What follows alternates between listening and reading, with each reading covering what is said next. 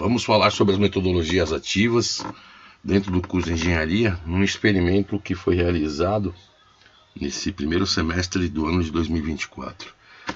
Nessa vertente aí das metodologias ativas, o uso dela, aí a nossa ideia foi trabalhar com essa abordagem, né? Integrando estilos de aprendizagem, taxonomia de Bloom, aprendizagem significativa e as metodologias ativas.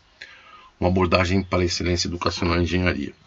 Então, em cima disso daqui, buscamos na teoria, na fundamentação teórica, o que seriam esses estilos de aprendizagem de Felder. Então, só que ele trabalha com condições relativas a algumas dimensões, especificamente 4 dimensões, que são as dimensões de entrada e retenção da informação, onde separam ali em duas dimensões, o visual e o verbal, né?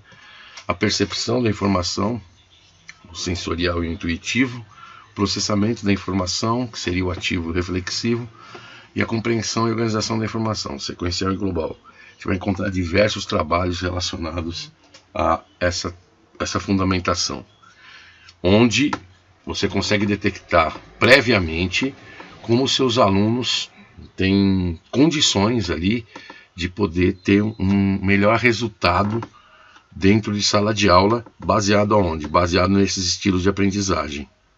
E com esses estilos a gente pode verificar, por exemplo aqui, entrada e retenção da informação, que tipo de materiais que a gente vai poder trabalhar com esses alunos, né? Se vai ser um material mais visual ou um material mais verbal, trabalhar com a parte de vídeos, né? Palestras e outros tipos de material. No sensorial intuitivo, a gente tem ali abordagens diferentes, né? Em termos de como que ele vai trazer essas informações através de exemplos relacionados ao conteúdo, como que ele processa, né? Se ele vai processar ali com atividades práticas ou com atividades mais reflexivas, e saber organizar, né, essa informação que ele vai receber, se ele tem uma visão geral ou se ele precisa ter uma visão ali de uma forma sequencial. Então isso aqui seria a base dessa teoria. Aí buscamos também a teoria da taxonomia de Bloom, que envolve os níveis de como o aluno, né, pode, em que etapa ou que altura que ele... O nível de aprendizagem dos alunos, né, onde nós temos ali desde o lembrar até o criar. Em muitas ocasiões, em sala de aula, nós acabamos ficando aqui até o 3º nível e não conseguimos atingir os pensamentos de ordem superior, que no caso seria o quê? O avaliar e o criar. Então, em cima dessa teoria, a gente vai buscar, ou melhor, buscamos, né, uma condição onde os alunos teriam que criar algo, não ficar só na condição do lembrar. Por isso que a ideia foi trabalhar em cima disso. E por isso que nós, vamos dizer assim, conectamos os estilos de aprendizagem com essa taxonomia de Bloom. Depois, buscamos também a teoria de aprendizagem significativa de Ausubel, que diz da importância dos organizadores prévios, os alunos, né, que são os subsunsores, os conceitos âncora, e fazer ali uma condição de motivação e trazer um material potencialmente significativo. Então aqui nós temos desse lado a classificação em termos de tipos e em termos de formas.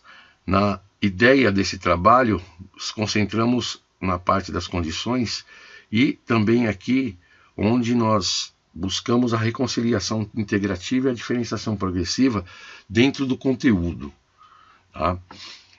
A partir daí, foi disponibilizado o questionário dos estilos de aprendizagem para esses alunos, e aqui nós tivemos a resposta. Então observamos que era um grupo que ele era muito visual, né, em termos da primeira dimensão, ele era muito sensorial, em termos da segunda dimensão, muito ativos, em termos da terceira dimensão, e tinha um balanceamento ali entre o sequencial e o global na 4ª dimensão, então, em termos da organização do conteúdo. Aí, nessa parte, nós podemos fazer a classificação de acordo com o que nós temos para esses estilos de aprendizagem, quais seriam as atividades que nós poderíamos envolver esses alunos, né, de acordo com cada um dos estilos de aprendizagem envolvidos. Então isso aí fez parte da primeira etapa do nosso experimento. E aí, antes da aula, que foi proposta para a construção desse experimento, aplicamos o conceito da sala de aula invertida. Então foi disponibilizado um vídeo para os alunos com o conceito da função de primeiro grau e as aplicações práticas. Então eles tinham que assistir esse vídeo como lição de casa, prévia. É um vídeo de 10 minutos que está disponível no YouTube. E fazer as anotações que eles julgassem interessante. Depois, na entrada da aula, ele teria que fazer um pré-teste. Esse pré-teste é um teste de verificação que contém 8 questões de múltipla escolha. E durou aproximadamente 15 minutos para a realização desse pré-teste. A partir daí, foi feita a construção do mapa conceitual. E a construção desse mapa conceitual foi feita de forma colaborativa entre o professor e os alunos. Depois da construção desse mapa conceitual, foi proposto que eles fizessem a criação de um programa na linguagem Python para poder fazer o reconhecimento da função do primeiro grau e as características relevantes dessa função. Por fim, foi aplicado o pós-teste, que seria o mesmo que foi aplicado anteriormente, para poder verificar a eficiência do experimento em função vamos dizer assim, dos valores, né, da quantidade de acertos de cada aluno. Aqui nós temos as questões. Então a questão 1, nós podemos observar aqui como foi o desempenho dessa questão. Então no pré-teste nós tivemos ali 26% de acertos, depois passou a ser 33%, então era essa questão que a gente abordou. Observa que é uma questão que envolve aqui uma soma, né, dos dois elementos, e a gente observou que eles têm sérios problemas com relação à parte da soma de frações, né? A segunda questão, tanto no pré-teste quanto no pós-teste, ficou algo bem claro ali, que o problema também está relacionado a frações. Então a identificação, eles até conseguem identificar os coeficientes da função, porém eles têm uma dificuldade muito grande para poder trabalhar com as frações. Na terceira questão, houve um aumento significativo em termos das respostas, né?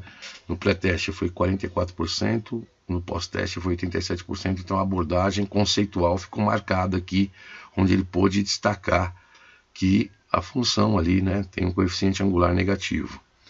A quarta questão também envolvia ali a análise do gráfico, então teve um aumento também ali de 29% para 46%, sendo que já era um problema mais contextualizado. Então aqui teve um ganho, vamos dizer assim, significativo, né, pela quantidade aqui de acertos em termos de porcentagem. Na quinta questão também teve ali um aumento, a identificação dos resultados no gráfico, depois poder trazer isso aí para uma realidade numérica. E a gente observa também que existe uma dificuldade na manipulação desses valores pelos alunos. A sexta questão, ocorreu aí um aumento, era uma questão que tinham 2 respostas que poderiam ser interpretadas como corretas. A gente observou ali que eles conseguiram adquirir esse conceito, né, nessa melhora das respostas, observando qual era o gráfico da função, para poder assinalar qualquer uma das 2 que fossem corretas. A sétima questão foi uma questão onde eles puderam identificar como uma questão de física, que está relacionada ao conteúdo de matemática, né? Então ali no pré-teste tinha 67%, chegou no pós-teste, aumentou bastante, chegou em 90% de acerto. Então foi um aumento bem significativo.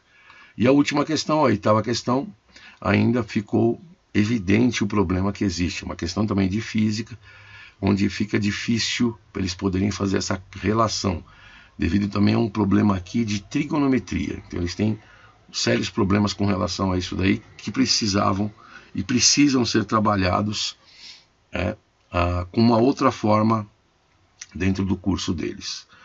E aí nós fizemos um questionário, sendo que nesse questionário mostra ali a condição da motivação, que Ausubel destaca na sua teoria, né?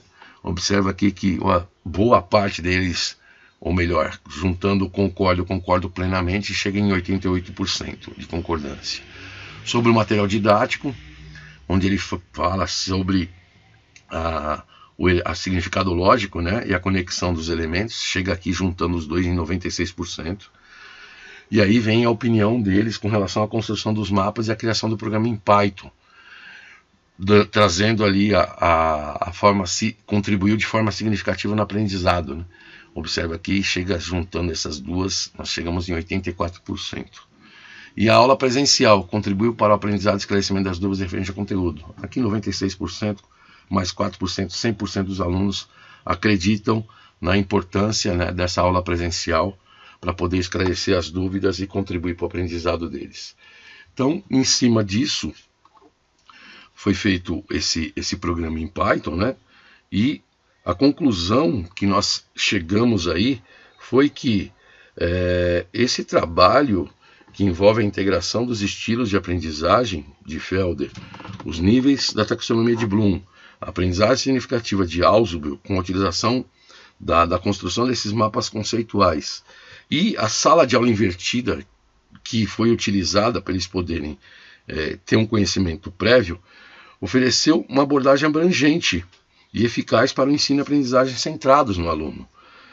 Então, dessa forma, a aprendizagem significativa de Ausubel destaca essa importância de conectar novos conhecimentos com os conhecimentos já existentes na estrutura cognitiva do aluno. Os mapas conceituais são ferramentas, né?